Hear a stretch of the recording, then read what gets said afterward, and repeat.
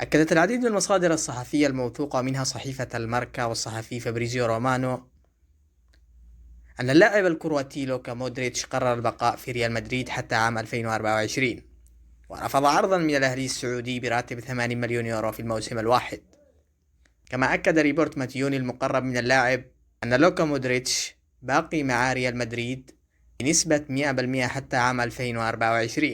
من جهة أخرى، ذكرت صحيفة الشرق الأوسط أن الأهلي السعودي يفاوض نجم مانشستر سيتي إلكاي غوندوغان، والذي ارتبط اسمه بالعديد من الأندية السعودية منها الاتحاد والنصر والهلال.